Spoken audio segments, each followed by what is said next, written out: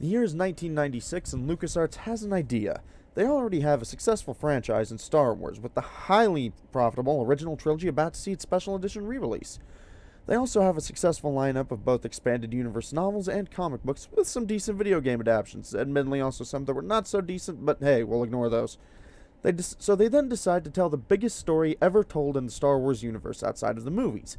An epic tale spread across 3 different mediums with a tie-in toy line, soundtrack and book, while the main story itself was told through a novel, 6-issue comic miniseries, and a video game.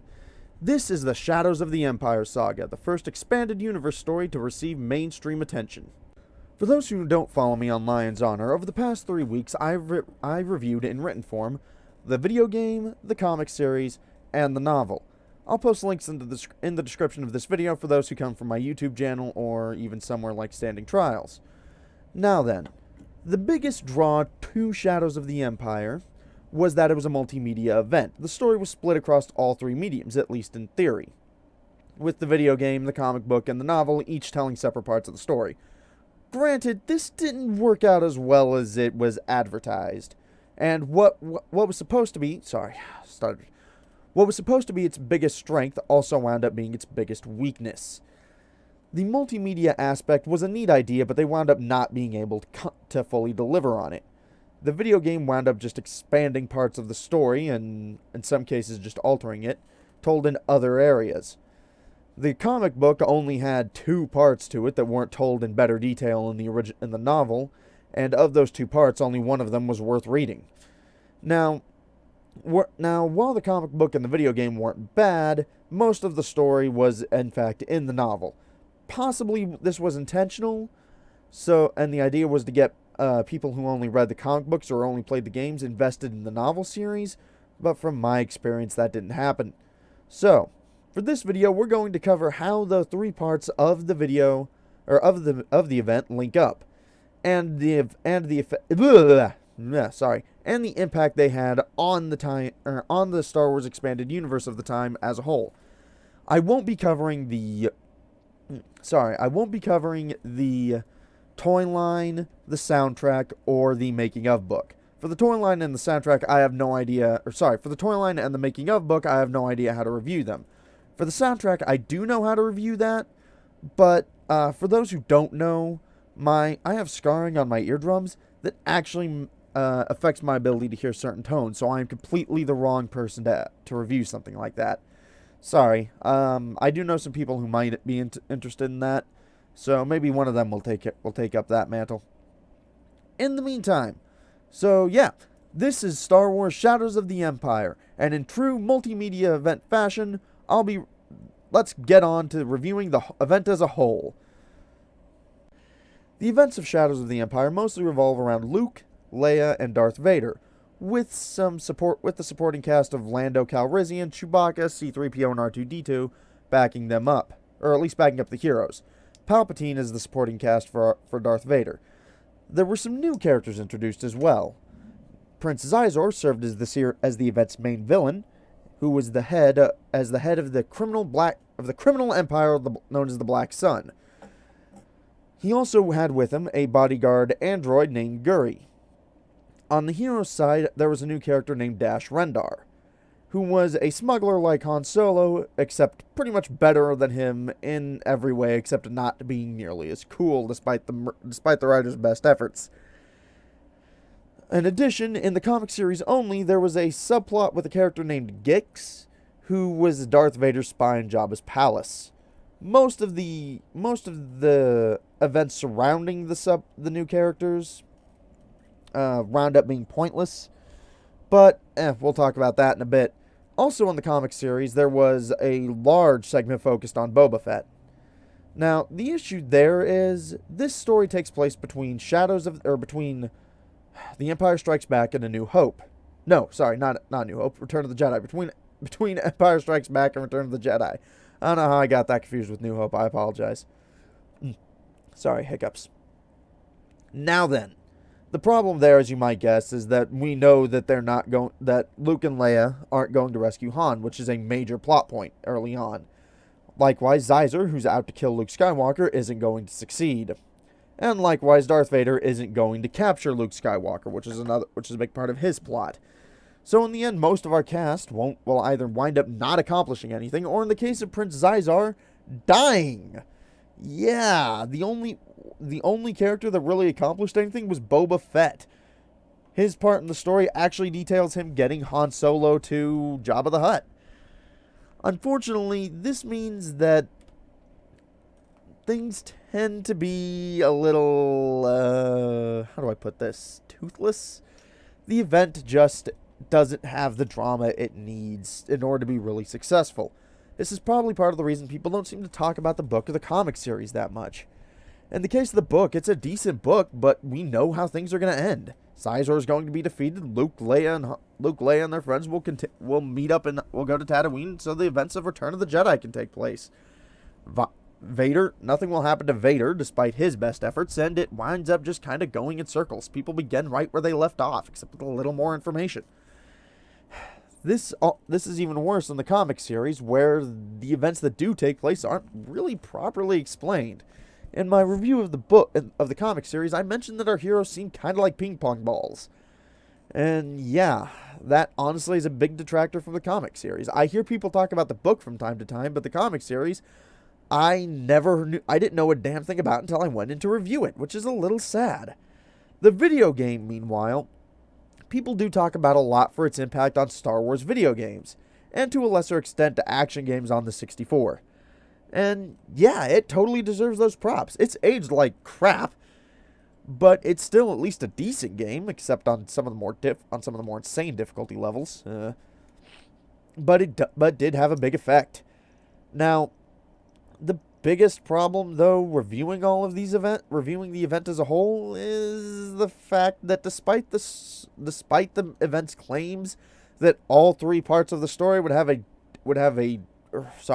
that all three story-driven parts of the event would tell different sides of the story, that doesn't actually happen. Instead, you get three different versions of the same story, even through the same characters for the most part. It's kind of a letdown. As I stated, most of the story was found in the tie-in in the novel. The comic book and the video game both mostly serve to expand on events, or at the very least give us a different portrayal of them. For instance, this is especially true of the comic. Most of the events surrounding everyone except Gix and Boba Fett are covered in much more detail in the book. This renders the comic largely useless. As for the subplots regarding Gix and Boba Fett, the stuff with Boba Fett is actually really cool, and I'm kind of glad that it wasn't in the book because it gives the comic a reason to exist, but at the same time I would have loved to have seen those events in more detail. The stuff regarding Gix in the comic, though, that's just pointless and can be ignored. In fact, it's really, really boring. And as for the game, it actually mostly serves to expand on events and give them a bit more depth, as they should in a video game. There's a few changes, but we'll cover them in a second. For instance, as an example of what I mean by expanding on events, in the books and the comics, it's mentioned that Dash Rendar flew at the Battle of Hoth. In the comic books, or in the video game, you actually get to play through his part in the Battle of Hoth, as well as his escape from Echo Base and breaking past the Imperial blockade. They're all actually pretty good stages. Well, okay, the first two stages are. The third stage is kind of bland. In addition, it also mentions that Dash Rendar somehow managed to figure out where Boba Fett was hiding with Han Solo. You actually get to play through that level entirely. It's a really cool level, too. A bit annoying at times, but really cool. Then there's where things start to change. In both the book and the comic, when they get to Gaul Spaceport, Dash Rendar just kind of says, "Nah, you're not paying me enough for this," and takes off. In the book, or in the video game, he tells everyone that's too dangerous and decides to solo the base. It's a really cool sequence. Another change is the assault on the Imperial freighter Saprosa, whose name I'm pretty sure I just mispronounced. In the book, it's mostly a space battle. In the comic, it's barely mentioned. In the video game, Dash has to board the freighter and actually fight through a lot of stormtroopers. In the book, he actually winds up getting a bunch of Bothans killed because he was being arrogant. in which is shown in the many Bothans died to bring us this information line in Return of the Jedi. Now, another change is, of course, the final battle with Prince Xizor. In the book, Xizor just goes up to his skyhook, and in the book, in the comic series, Xizor just goes up to his skyhook and sends out waves of fighters after Luke and Dash and their ships. And then eventually some TIE fighters and Rogue Squadron join in, led by Darth Vader, of course. In the video game, Rogue Squadron never shows up at the very end, as do the TIE fighters, but instead of all of them fighting against Xizor's fleet, you wind up fighting both Vader's TIE fighters and Xizor's, I'm not even sure what they are. They go kind of like parachutes, to be honest. But, yeah, which makes it a bit more of an exciting battle. Also in the book, Vader just has his Super Star Destroyer vaporize Xizor's skyhook, whereas in the game you have to fly into it and destroy the core. I get why they did it. It makes for a more exciting climax. Outside of that, most of the rest of the events are just expansions. For instance, in the book, in the event, Dash saves Luke Skywalker from a gang of swoops. In the video game, you actually get to play that level. It's obnoxious as hell. And as well as you also get the bits where they sneak into Xizor's palace through the Imperial City sewers, or in the actual Xizor's palace level. But the latter of which is one of the best, is the best level in the game as far as I'm concerned. The problem with all of that is that if all you're interested is the story. Interested in is the story of the event. All you really need to do is pick up the book for about $8. There's no real reason to buy the comic unless you're a Star Wars or unless you're a Boba Fett fan.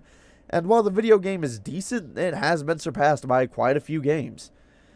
This was ultimately the biggest weakness of the event. While it being spread over 3 different mediums was neat, only 2 of the mediums are actually kind of subpar and easily skippable. Most of the events are in the book. It's kind of a letdown, as I've stated already. Now, as for the impact this event had, it's kind of twofold. As for the effect the event itself had on the Star Wars medium, or on the Star Wars universe, it was actually pretty minor. The Black Sun organization would go on to be featured alongside groups like the Hutt Cartel and the Exchange as a generic criminal organization, but this was the only time it was the main threat that I can think of.